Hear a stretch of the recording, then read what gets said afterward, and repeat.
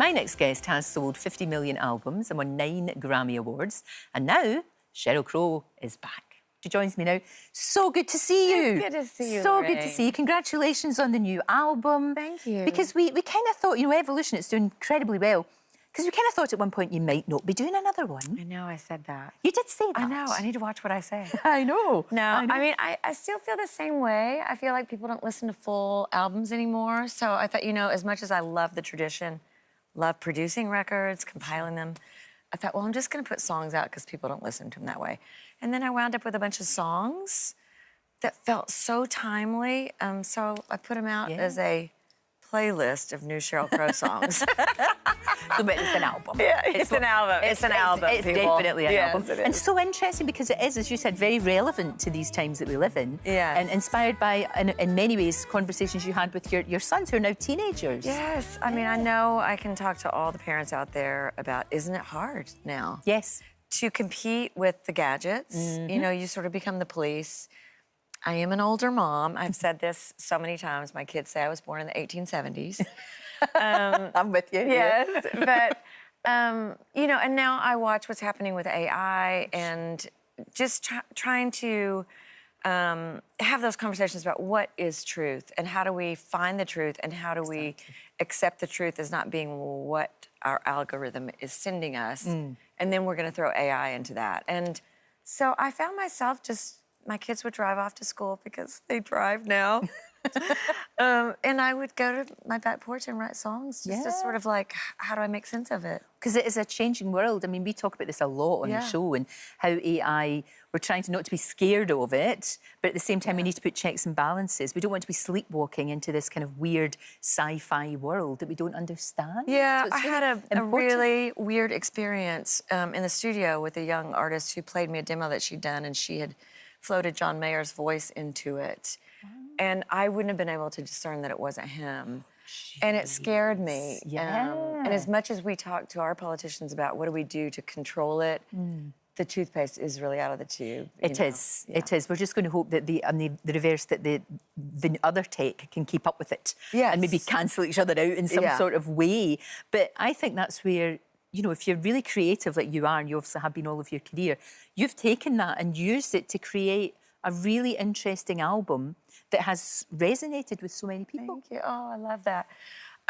You know, it's funny to be my age. And I do love it, but I'm not as concerned anymore with trying to be relevant and compete with Taylor or Olivia for that demographic that's very young. Yeah. I like writing about what, you know, is right here in front of me. Yes. And I know there are a lot of other people that feel the same way I do. So, but the album is fun. I mean, it's not all, It is fun. You know. It is fun. That's the great thing about it. And although you say that, I just think it can appeal to absolutely everyone. That's the joy of where you are in your career right now. But you've been my manager. People, but you've got but you've got people that are following you. But then they bring their kids.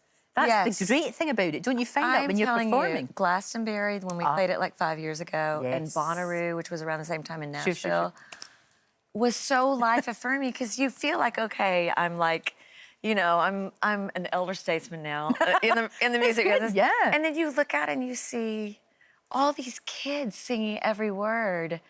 And That's what gorgeous. a gift. I know, it really is. It is. Rock and Roll Hall of Fame, thank you very much. Oh, my I mean, gosh. that's proper, isn't it? That's when you've really grown up. Oh, man. I mean, it's still a little surreal, you know, to be in the club or on the list with, you know, Mick and Keith and Paul and John and George and Ringo and Aretha and Stevie and Marvin Gaye. And so, yeah, what an amazing And you, thing. of course, performed with the Rolling Stones many times. And you think, you know, you look at someone like Paul McCartney, 82, and he's doing concerts. I know. And he's still creative and he's still interested in all of these things.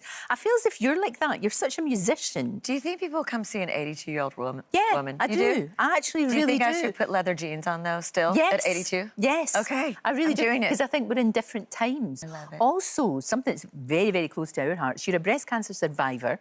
Yes. You've been through it. Yeah. And I know, like all of us who know people who've, and most of us do, don't we? Either been through it ourselves or we know somebody who has. Yeah. And you're so brilliant at getting that message across. You know, check yourself, you know, listen to your body. Yes. And if you feel that there's something not quite right, you have to take that responsibility as well and don't be scared. I love the campaign you guys have done. Oh, the Change and Check, it's been great. Yes, it's been amazing. Honestly, early detection is the only thing that we, at this point, know can save lives. Yeah.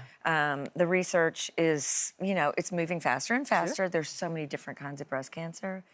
If we know the terrain of our bodies, if we just do that check every now and again to see if there are changes, it can be the difference between stage, 1 and stage 4. So exactly, why not do it?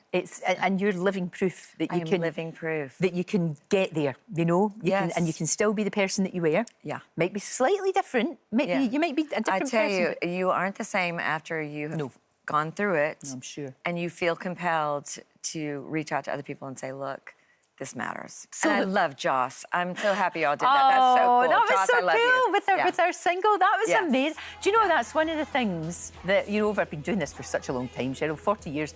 It's one of the things I'm most proud of is the choir. I mean, obviously I wasn't singing on it because that would have been terrible.